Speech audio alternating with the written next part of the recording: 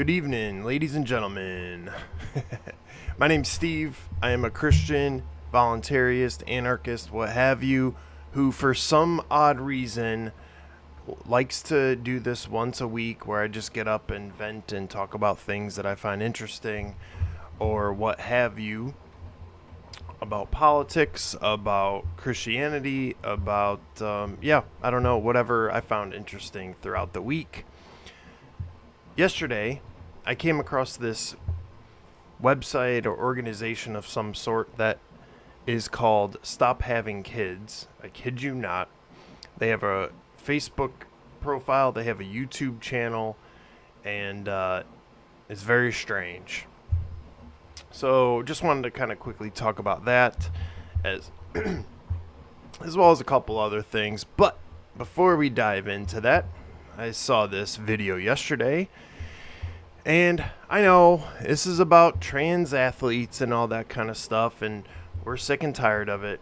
I get it, but there was a school in Oregon, and this dude here is just smoking out very well as Gallagher and McDaniel the girls he's racing against. Look at this. Later on in the relays. Just knees, absolutely drive. smoking them. And you know when is this going Gallagher, to stop? victory here in section We number all 1. know that this is beyond ridiculous. 25, When is this 49. clown world we're living in going to stop? Can you imagine being a parent of one of these girls who they put their blood, sweat, and tears into this? And I'm sure this is high school and whatnot, so it's not like they're professional athletes or whatever. But still, this is what they do, you know? Only to have a guy come out here and just absolutely smoke them. It's embarrassing. It's embarrassing. I thought the tide was turning on all of this. I found out this week that the NAIA basically prevented that from happening. So, you know, guys can no longer compete against girls. But it's my understanding that, and it was a 20-0 vote, by the way. So this wasn't even like a controversial vote that they had. But it's my understanding that women can still compete with men if they can. So this isn't a thing of, oh, they just hate trans people and stuff. It's like, no, they're acknowledging that there's clear and obvious differences between men and women. And this is so insane that, you know, and it's not very popular. I mean, having guys compete with girls is not popular.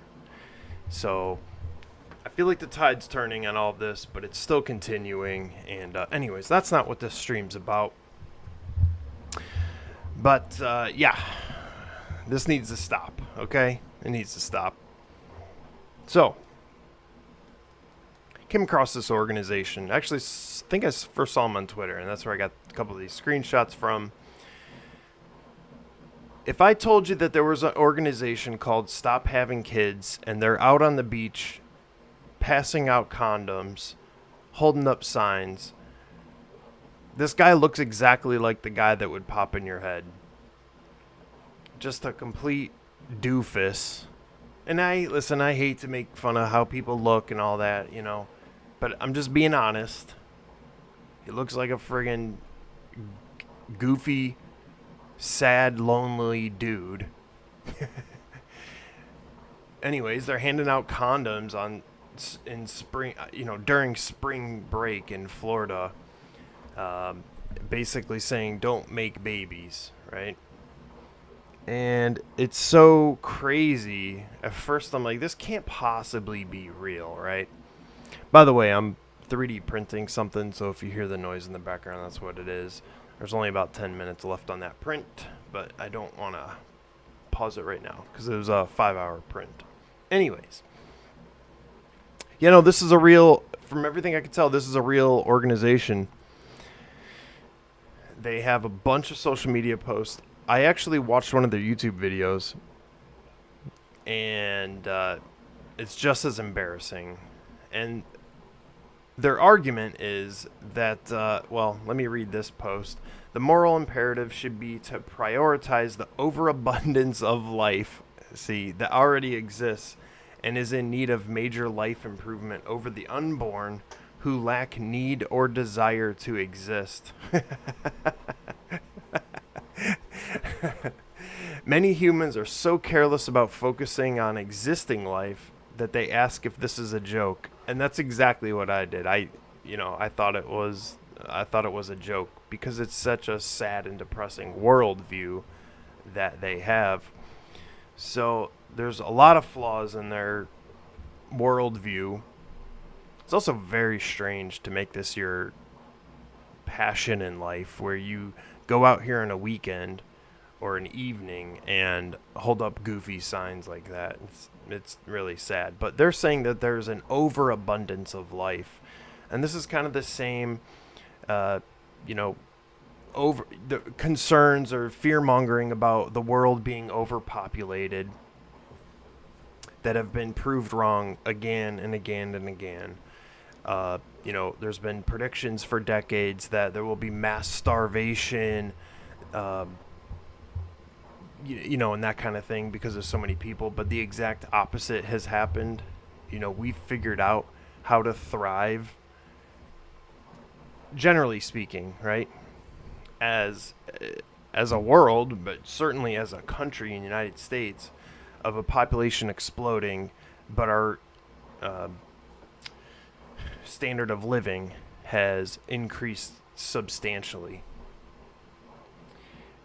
And I hate to kind of be dark about it, but my first thought was, well, if you feel really strong that people are a problem and there's an overpopulation, it's like, it's kind of dark or mean-spirited, but it's like, well, there's an easy solution to that problem that you can take care of on your own. Again, that's kind of dark, and part of me is like, well, they don't really mean it. They don't really think this. But, to be fair, their argument is saying we should help those who need help now. So they present this as a helpful ideology. Hey, we just want to help people now. We don't want to bring other kids into this crazy effed up world, right? And yes, the world can be cruel, unjust, bizarre, and the idea that you don't have consent to come into it is goofy, right?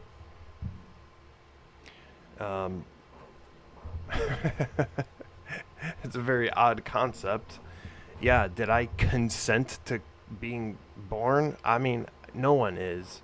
So, again, I don't even understand the point of that. And they're saying forcing someone into the world isn't caring, selfless, and kind. And it certainly isn't a personal choice or doing someone a favor. And they had this video, and I did watch one of their videos on YouTube, but only one, where they were going around asking the question of, if you can give me one unselfish reason why having kids is a good thing. And their whole point is trying to say, hey, every argument you have for having kids is selfish. People will say, oh, they're a blessing to me, or, that kind of thing. And they're like, aha, see, that's selfish. When the exact opposite is true in reality. To me, it seems selfish to... All right, my print finished. But it's selfish to want to have an abortion, right? I mean, obviously that's the case. You hear that argument all the time from those. It's, if I had a kid now, it would change my life and da-da-da-da. It's completely selfless when you have a kid because you pour your heart and soul into that child. And yes, it does change your life because everything you do is to help your child. And, these folks wouldn't understand that. Presumably these goofballs holding these signs up don't have kids. But when you have a kid, it is a life-changing event. And you actually realize at that moment in time that the world does not revolve around you. You know, you, at least this is how it is for me, and I would think most good parents would do anything for their child, up to and including sacrificing their life for their child, because that's the kind of love parents have for their children. Wholeheartedly selfless love. And the idea that it's selfish to bring a child in the world is really goofy. Not to mention, for most of human history, having children was a necessity if you wanted to survive. You needed your kids to help to survive, to do work, to grow the food, right? At least that's how it seems to me. And we have this, we're so wealthy as a country that, we think of it as a not a necessity, right? And really just a terribly sad worldview to have, that think that kids are a burden. Really is. And then this is not that organization, but I actually came across this on Twitter this past week too. But it's the same kind of worldview. Imagine a city less crowded. Do your part. Get sterilized. Yay. What? I don't know who funds these things, but it's pretty wild. So I went on their Facebook group literally within the last hour. I was just kind of poking around, and someone left a comment underneath one of their posts, and it said, presumably from a news article of some sort. And again, I didn't have time to figure out where this came from, but it says that she declined to identify the founder of Stop Having Kids by his full name, saying she only knows him as Dietz. State records show, however, that Stop Having Kids was incorporated in January 2021 by Eric Goldberg, a Portland photographer whose middle name is Dietz. So that's interesting. I didn't do a search on him. I literally just found this post within the last hour. And then someone left a comment, which admittedly made me laugh. It says, "Imagine my surprise when I found out the founder of this organization has the surname Goldberg." Oy vey. And then someone else said, "Also someone who is out there demonstrating against having kids has an abundance of privilege." That's absolutely right. He said, "I would die laughing at this person. People are having less kids, and it is spelling an economic crisis for multiple areas around the world, and it will lead to increased levels of poverty and suffering." And I kind of share that sentiment. I mean, if you're raising a child, they'll become productive members of society, get a job that helps serve other people ultimately. And that's what voluntary cooperation does. It helps people thrive. So to think that kids are a hindrance and a burden and a drag on society or the world is an extremely depressing worldview. And not to mention in the Bible, God told Adam, God told Noah, be fruitful and multiply and replenish the earth, right? Of course, Noah had to, because after the flood, a lot of people died. And you can almost kind of view it as a good thing. We need to replenish the earth, be fruitful and multiply, right? So anyways, that's pretty much my thoughts on this organization. From what I can tell, it does seem kind of real. And it's depressing. On a similar topic, abortion, which of course I'm sure those guys would have no problem with abortion. In fact, they probably encourage it. Bill Maher had this segment, or this little thing. Let's listen to what he said. Not if you believe it's murder. That's why I don't understand the 15-week thing. Or Trump's plan is, let's leave it to the states. You mean so killing babies is okay in some states? Like, I can respect the absolutist position. I really can. I scold the left on when they say, oh, you know what? They just hate women, people who aren't pro-life, pro-choice. They don't hate women. They just made that up. They think it's murder. And it kind of is. I'm just okay with that. There you go. There you go. At least he's being honest. And he said, I can respect the absolute position. Yeah. And I'm in that camp. Because I'm not okay with murder. And that's how I see it. That's how I see abortion. And unfortunately, a majority of Americans agree with Bill Maher. Now, I will say that sentiment changes the more pregnant a mother becomes, right?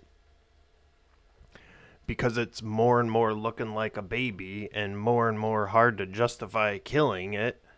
You know, there's nothing magical about a child passing through the vaginal canal, right? It's not like this is not a baby one day and it is, or 1 second, and then a minute later it is a baby. No, I mean, I think we can all acknowledge that, yeah, that is a baby inside a woman. But unfortunately, a lot of Americans are in agreement with Bill Maher and said, I'm okay with that kind of murder. And that's sad. And then if you go back years ago, when Joe Biden was coherent, he was on Meet the Press, and let's listen to what he had to say. And what we're going to be spending our time doing is making sure that we reduce considerably the amount of abortions that take place by providing the care, the assistance, and the encouragement for people to be able to carry to term and to raise their children. Well, why would you want to do that, Joe? Why would you want to do that? Is it because there's something wrong with abortion? Is it a moral dilemma? A moral problem? Yes, and everyone understood that. Back in the day, it used to be, what was the saying? Safe, rare, and, they wanted it to be rare. I forget safe, legal, and rare, I think is what they used to say. Because they acknowledge that, yeah, it's kind of messed up. This is kind of messed up. But I can see circumstances where it might make sense because the consequences of carrying a baby to full term are too great. You know, this is kind of the logic. Again, this was back when Joe Biden had a functioning brain and an opinion of his own where he didn't just repeat what's handed to him on a piece of paper. And, yeah, I mean, if this guy's our president for the next 4 years,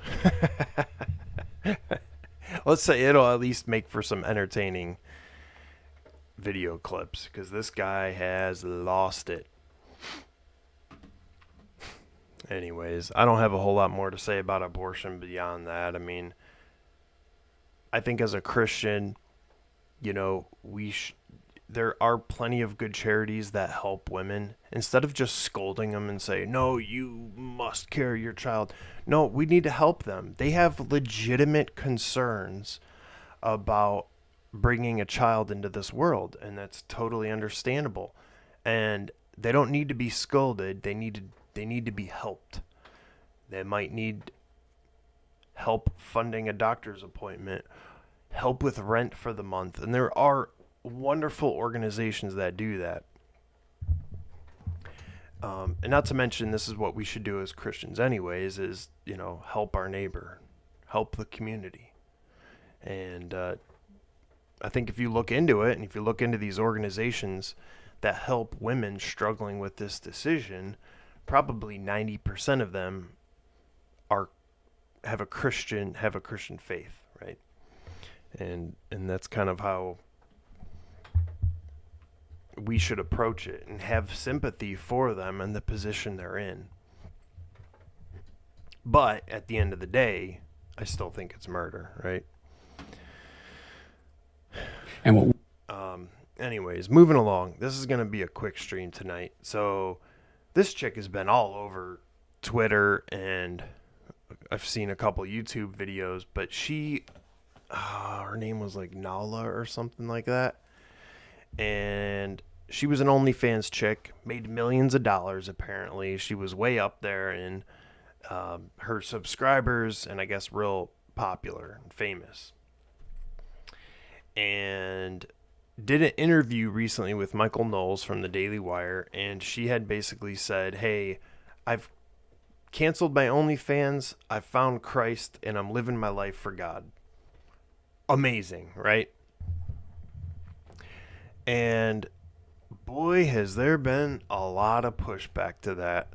And I don't have a whole lot. I didn't grab a whole lot of the tweets and stuff on this, but this was just one of them. And I don't even know who this guy is, or girl, I don't know. But he's like, Christians believe this woman can be truly saved.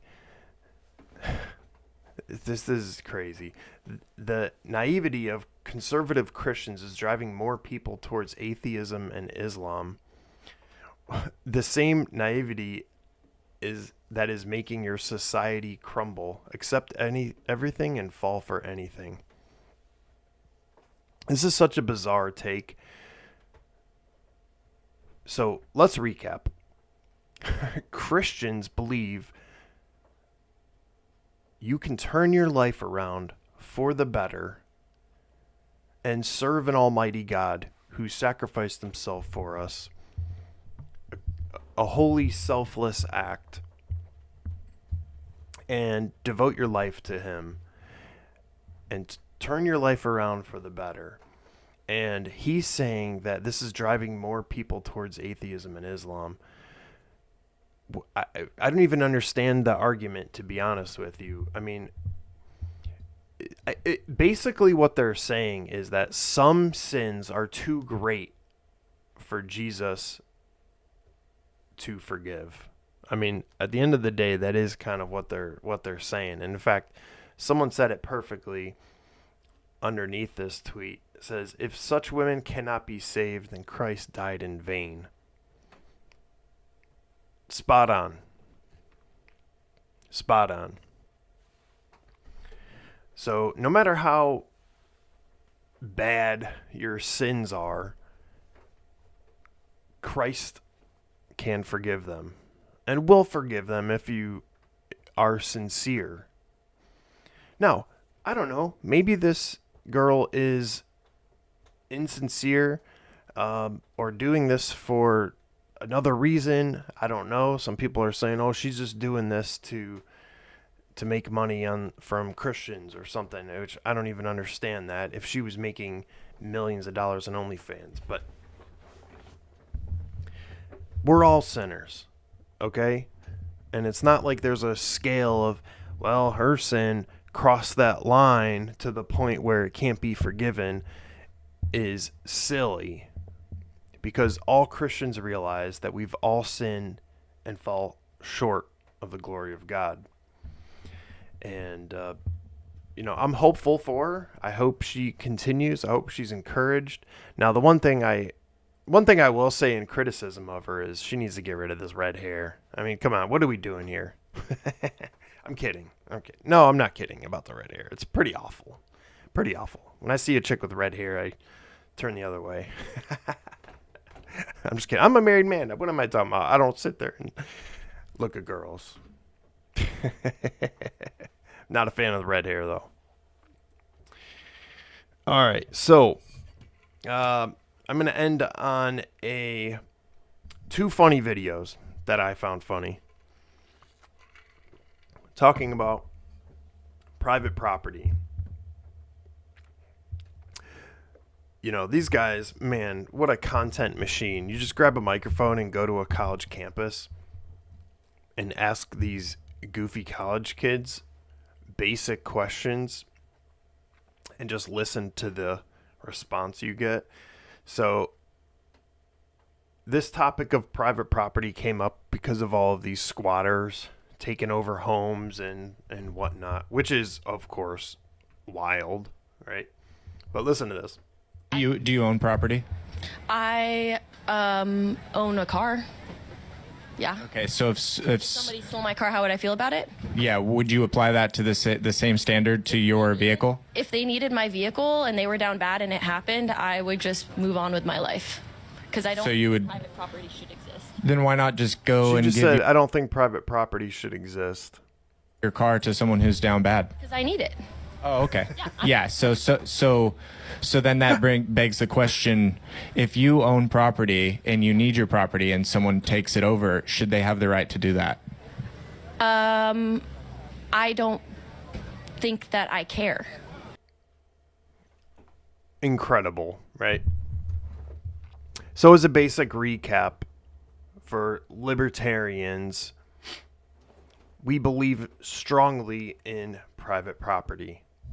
You know, starting with yourself is the argument that, you know, we own our bodies, right? Now, this is not at odds with Christianity. I know that at the end of the day, I belong to God, right? But as far as a legal framework is you own your body. I mean, that's what makes rape wrong, right? It's because you're doing something, someone's doing something to you against your will.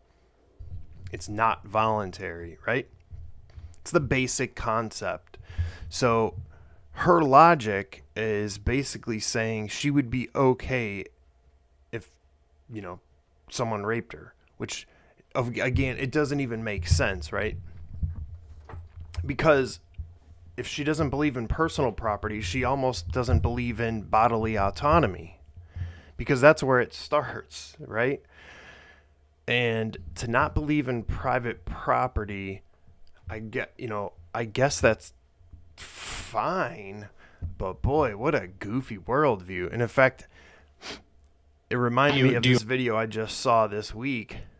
This is a professor, Richard Wolff, I think, or an economist, but he's a Marxist, right? And someone asked them the question. You got to listen to this. Final question to you, Professor Wolff.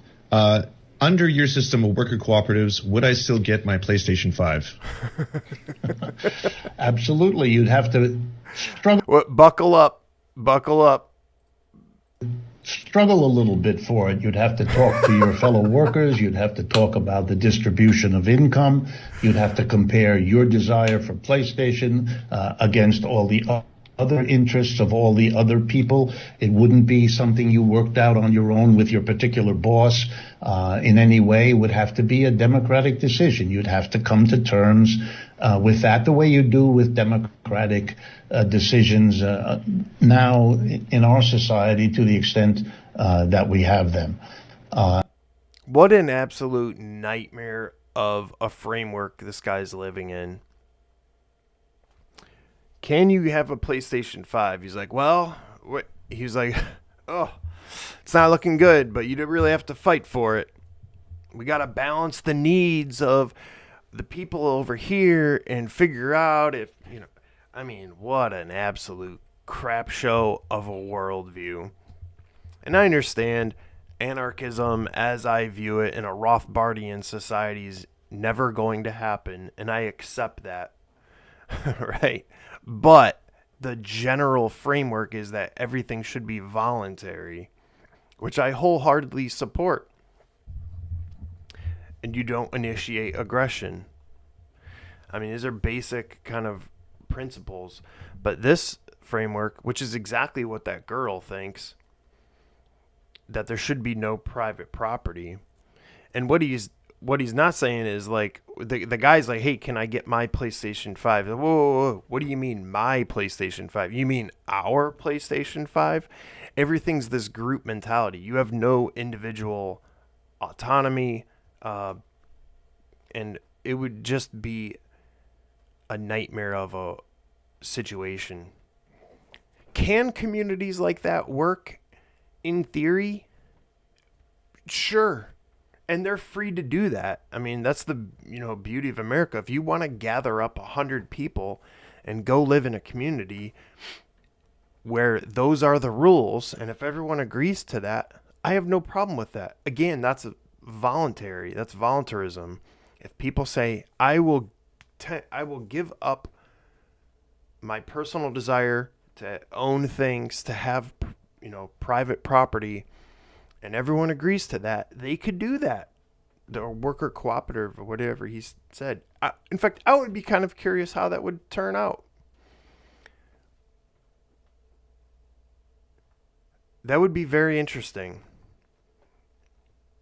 But of course, I don't think that would really work unless you had some very committed people who do things for the greater good and that kind of thing. But hey, more power to them if that's what they want to do. Just don't force it on me, That's kind of the libertarian worldview and framework is if you want to do it, knock yourself out. As long as you're not initiating aggression or forcing those goofy ideas on me. Anyways, that's all I got. It's a quick stream. Just want to give my thoughts about all the stuff going on in this world. Eventually, I might get into some more of the politics and the upcoming disaster of an election that's going to be Biden versus Trump. And this is going to be one crazy year. So follow along if you like listen to me ramble about various topics. I may not be doing a stream next week, but we'll have to see. But anyways, hope you all had a great week, and I'll catch you next time. Thanks, guys. Bye.